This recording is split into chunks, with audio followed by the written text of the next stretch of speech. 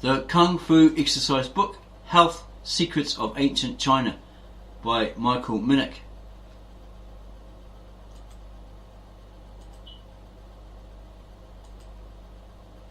Contents.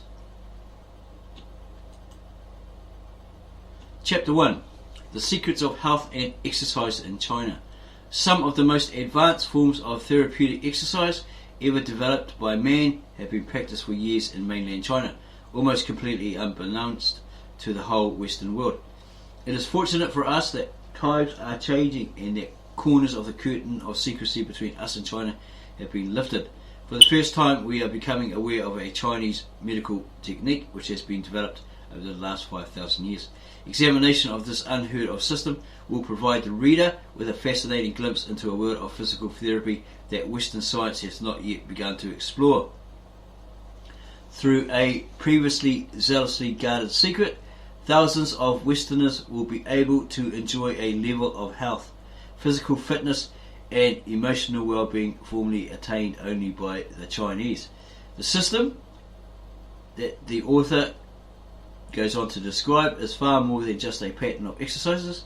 It is an integral part of Chinese medicine. Traditional Chinese medicine's weapons against ill health are few in number, but they are extraordinarily effective. They include acupuncture, moxibustion, a form of therapy in which acupuncture points are gently heated instead of needled, remedial massage, herbal remedies, and most basically exercise. All Chinese medical students, even today, must take courses in therapeutic exercise throughout their studies, in marked contrast to Western medical students who would not dream of such a thing. The whole Chinese attitude toward the effect of exercises on the body differs radically from most Western ideas. While the goal of Western exercises is bigger and stronger muscles, the Chinese are mainly interested in stronger internal organs, nerves, joints, ligaments, and blood vessels. This is the basic difference between the two systems.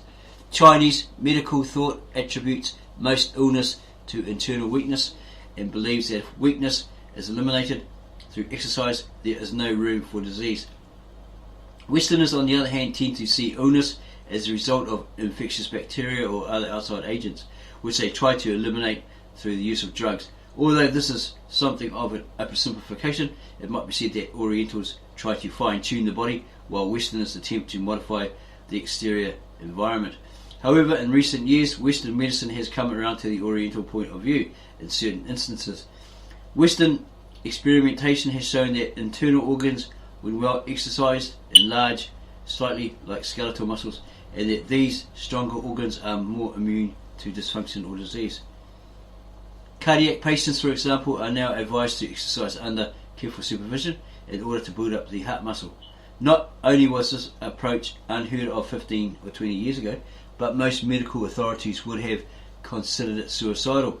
Yet recent studies have proved that a careful program of exercise actually cures many people. The best known example of recovery in this area is the case of Deke Slayton, an early astronaut.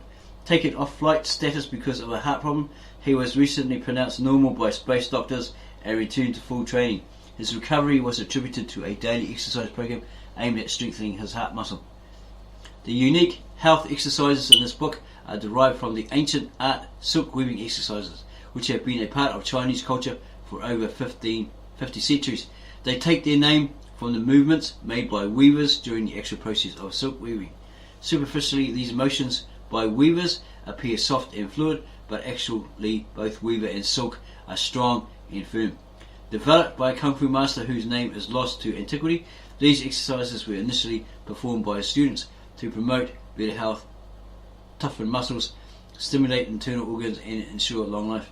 The Kung Fu master in ancient China was a warrior, and during the initial development of Kung Fu, the art was little more than a form of self-defense and exercise.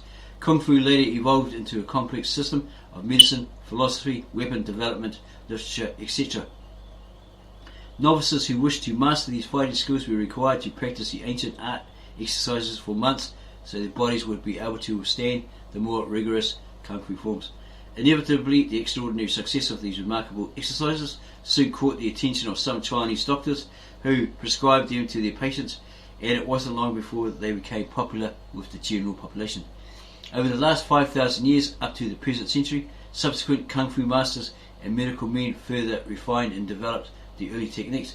However, prior to the communist takeover, traditional Chinese medicine had declined in prestige and Western medicine was the rage. Within a year after taking power, the new leaders of China called a health conference of medical men of all persuasions. Old and new practitioners were ordered to work together, with particular emphasis on either proving or disproving the effectiveness of the ancient techniques. The results were startling. Every area of traditional medicine was vindicated. Acupuncture, which functions by stimulating internal organs through nerve-like pathways called meridians, gained new prestigious laboratory proof, gave conclusive evidence of its startling efficacy. This in turn prompted more research, which led to dramatic new advances like anesthesia, acupuncture. Herbal remedies, which had fallen into disrepute among doctors, turned out to be highly effective in treatment of a host of disorders, from coughs to snake bites. But the most spectacular results of all came from research into therapeutic exercises such as the ancient art exercises and other kung fu variations. Thousands of men and women who suffered from chronic ailments were treated exclusively through exercise and breathing techniques, and results showed a cure rate hovering around 90%. Researchers scientifically measured the internal organs of their patients both before and after treatments. In most cases, they found enlarged and strengthened organs afterwards. Control groups treated by more conventional methods failed to show a similar gain. In a very exhaustive survey, the validity of exercising internal organs was conclusively proven to the satisfaction of all China. The ancient art silk weaving exercises are designed to develop and stimulate every vital area of the body. Clinical studies on mainland China have proven them highly effective in dealing with disorders. The key to their success lies in the fact that each exercise deals with specific organs, nerves and muscles through a scientific combination of body movement and breath control. This ancient use of breath and external exercises has been the centre of extensive study at the prestigious Shanghai Sanatorium for many years. Thousands of carefully documented cases have positively determined the ability of the ancient art and other kung fu breathing exercises to cure a wide variety of disorders, including duodenal ulcers, depression, malignant vomiting, prolapse of the stomach, nervous exhaustion, sexual complications and lack of appetite. This type of therapy has been dramatically successful in cases where conventional treatment has failed. Superficially, the system is akin to Hatha Yoga, which uses postures and breathing techniques to achieve results. But yoga puts the body in difficult positions and keeps it there, while the ancient art exercises are based on movements and flow.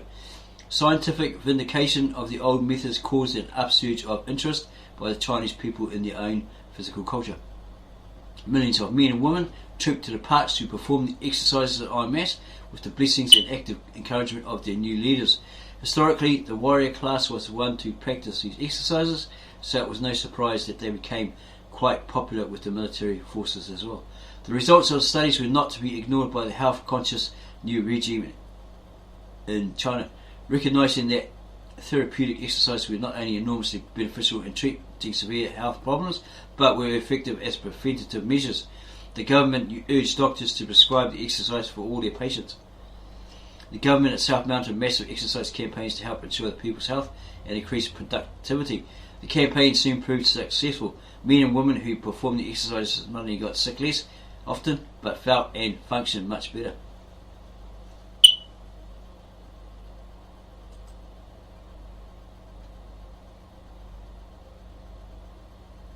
The Chinese way of fine-tuning the body is the ancient art exercises refined to the present level of perfection. However, physical development is not the whole secret behind the incredible success of the ancient art exercises. Though it may sound mystical to a non-practitioner, almost all who know the art would agree that, simply stated, these exercises put one into contact with one's inner life force. A similar experience can be found with Hatha Yoga, whose word for the life force is prana. The Chinese equivalent is chi. Both terms translate as breath, air or energy, and both mean the vital force that stirs within each of us and makes us living, breathing, thinking creatures. The Western term for the phenomenon is soul. First, they can be performed by and were designed for anyone regardless of age or physical condition. This is because they are effortless to perform. They won't raise a sweat or even make you breathe heavily. In fact, after the exercise, your breathing rate will have slowed slightly. Secondly, they only take minutes to perform, which makes them ideal for today's busy men and women. We can all find 10 idle minutes out of a day. Thirdly, they can be performed in almost anywhere. All that is necessary is a place to stand erect with enough room to move one step in any direction.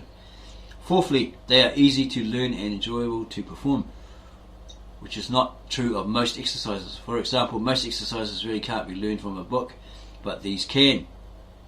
Many other Chinese exercises take years of practice and training to perform. These don't. The best thing of all about these exercises is the unique feeling of well-being that you can experience upon completing them. Your mind is calm, relaxed and centered. You feel in tune with bodily actions and consequently with your environment.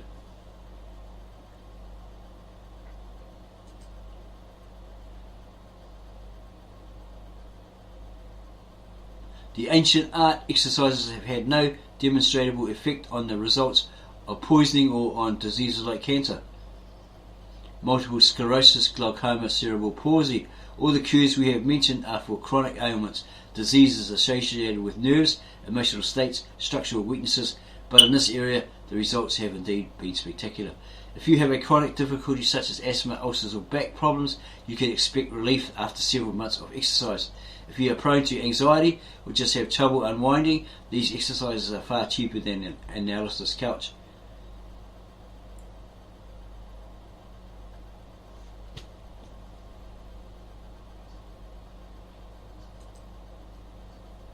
It goes on more about Chinese medicine. The 6 conditions of health. To return to diagnosis, it is necessary to go to a Chinese doctor to find out if all systems are functioning perfectly. You can get a good idea of what shape you are in simply by taking the following health test. Reformulated for Westerns by the respected Japanese doctor Sakurazawa Nyoichi, much of Japan's physical culture and medical practices originated in China. The test is based on 6 vital questions. A score of 100% affirmative answers to all questions would indicate a mind and body in absolutely perfect tune. But this absolute state, like perfect grace, is something to aim for rather than expect to achieve. Nyoichi contends that anyone who can honestly score 40% on these questions is in relatively good health by our standards, even though functioning nowhere near their ability. The first 3 criteria are physical guideposts and are worth 10 points apiece. The 4th and 5th are psychological, and you may award yourself 20 points for each. The 6th, also psychological, is worth 30 points. Honestly, now where do you score? So we will take a piece of paper and we will go through this test. We will put ourselves through this test.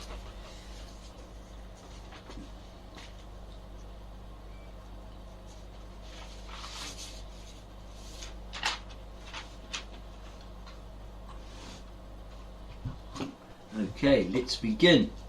First question. Are you free from fatigue? Fatigue is a warning from the body that something is not functioning properly or is fighting disease. Healthy people never feel tired. They find working a joy, difficult situations a challenge, and they welcome problems as fresh adventures for their ingenuity to overcome. Always eager to see things through, they rarely experience boredom, which is just another name for fatigue. Consequently, they bring enormously energy and a zestful life, even to the most trivial difficulty. So again, are we free from fatigue?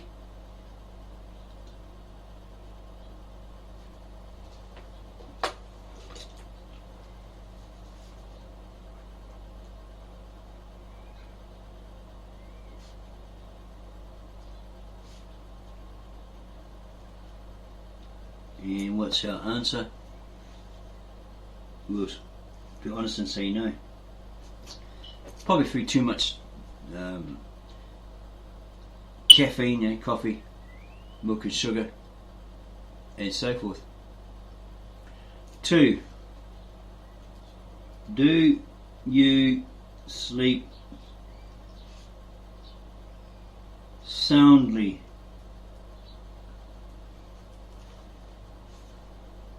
A man and woman with the aforementioned energy sleeps soundly and deeply and wakes completely refreshed after 6 hours sleep. Moreover, such a person falls asleep minutes after his head hits a pillow, regardless of places or circumstances. Talking in one's sleep is an unfavourable sign, as are violent, disturbing dreams. Finally, one should be able to awaken at a present time by simply visualising the hour to get up immediately before going to sleep.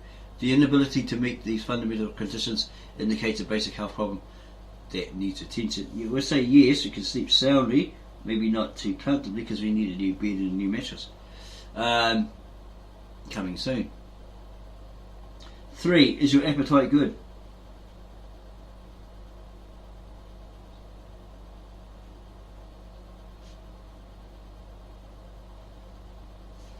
A person should be able to enjoy even the simplest foods with relish. Everything, as long as it has been wholesomely prepared, should taste good and leave one satisfied. At the same time, healthy people know how to regulate their appetite and never overindulge. Naturally, they are not overweight, nor does their weight fluctuate more than a few pounds with the changing of the seasons. A healthy sexual appetite is also a vital sign of good health and internal harmony. A man or woman with weak sexual desires, or one who has difficulty receiving satisfaction, runs against greater nature. So, is our appetite good? We'll say yes, but we'll probably eat too much of the crappy food, you know. 4. Are you good humoured? We can say yes, we are.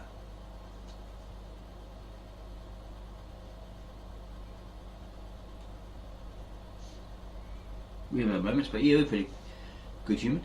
To lose one's patience quickly, to be cruel or sarcastic, to bereft of good cheer toward one's fellow man, to harbour a grudge, to lack enthusiasm is to be out of touch with humanity. The healthy person retains a sense of wonder and admiration for the working of the world around him. He has achieved a physical and mental balance which enables him to meet the most trying situation pleasantly and gracefully. Such a person is even kind in his criticism of others and attempts to learn from his enemies as well as his friend. 5. Is your memory good? Well, we tend to forget things quite a lot. Like, we have an idea, we go to do it, and we forget what the hell it was. Or we go to get an item from somewhere, and we forget what the hell it was. And we go back to the place where we had the thought, remember it, go back to where the item supposedly is sitting, and we forget what the hell we're doing while we were there. You continue like that, right? Continues like that. Memory is the basic foundation on which we construct our daily lives. A failing memory is a sign of declining physical health and emotional instability. Conversely, the more encompassing one's memory is, the sounder the health. Memory supplies us daily with purpose and direction. Without it, man is like a phonograph needle caught in a groove. Without direction, all our physical and mental efforts are wasted and deterioration sets in. Conversely, the more one remembers, the healthier one is. Contrary to popular belief, the ability to remember should grow rather than decline with age. 6. Are you precise in thought and action?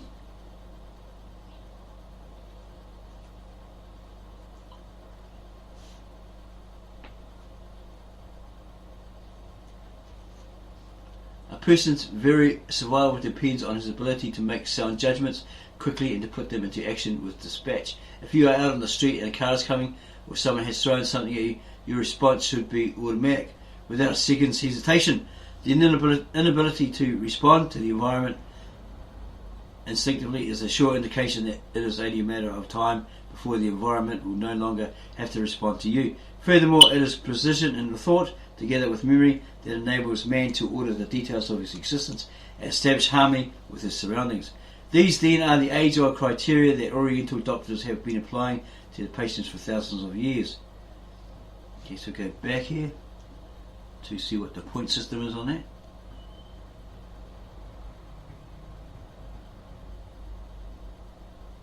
£10 each. Okay, so we've got 10 for the first one. No, actually we missed out on 10 for the first one because we put up. No, we're not free from fatigue. Do you sleep soundly? Gives us 10. 3. plus 10. Okay, number 4, are you good human, plus 10. 5, is your memory good? Put no. Okay, so minus 10. Are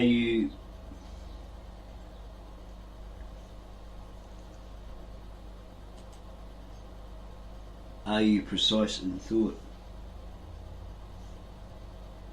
and action?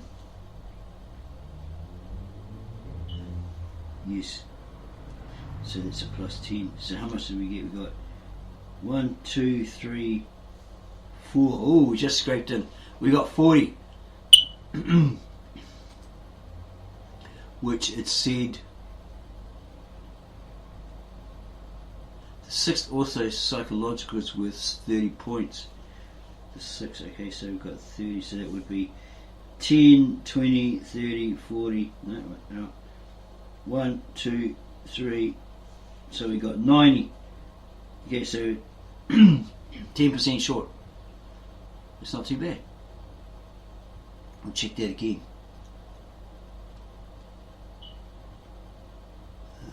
The first 3 criteria are physical guideposts and are worth 10 points each. Well, we failed on the first, got the second and the third.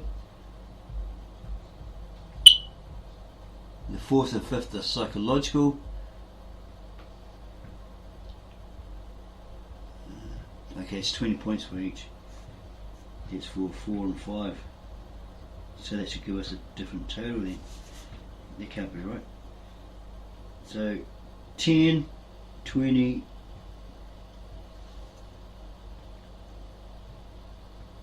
40, 30, yeah, 70. We got 70, not 90. Have a look at that again. No for the first answer, so that's minus 10. Do you sleep soundly? Yes, that's 10. Is your appetite good? Yes, that's another 10. Are you good human? Yeah, humid. Yeah, humid. That's another 10. Is your memory good? No, it's minus 20. Are you precise in thought and action? Yes, which was 30. So that's 1, 2, 3, which is the first one. The first 3 are criteria, 10 points each. So that's 30.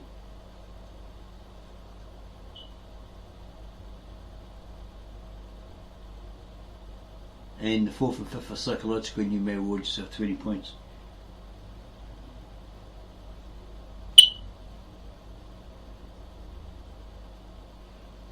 They can't be right. Something's not right here.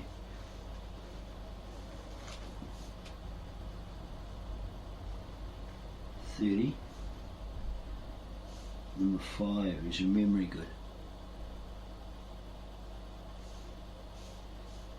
No. Okay. So it's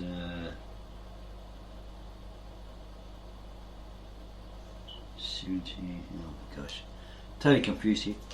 Okay, we're going to go with 70. Do this so it's accurate. Number 1 was no. Number 2 was yes, that was worth 30. Number 3 is worth 30.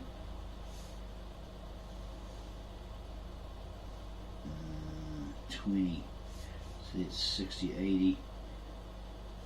And that's not right. Something's wrong here. Just 1. Are you free from fatigue? No. 2. Do you sleep soundly? Yes. Number 3. Is your appetite good? Yes. 4. Yes. 5 and 6.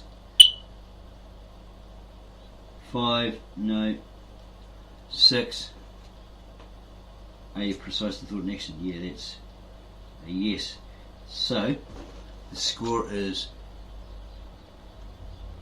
first 3 criteria are physical guideposts and are worth 10 points each.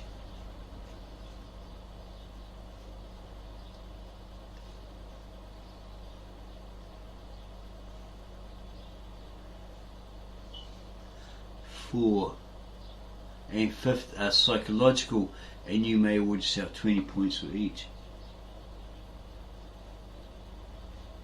Number 6, are you precise in thought and action? That's worth 30.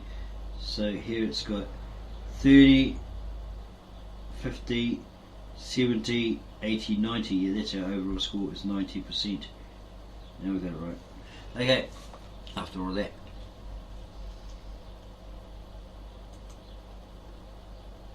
The benefits of Chinese medicine.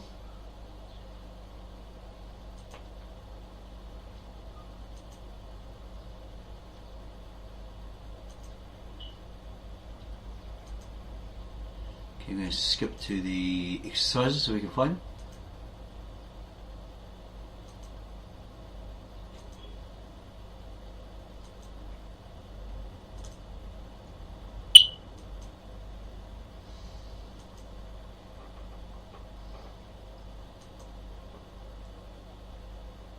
A daily program.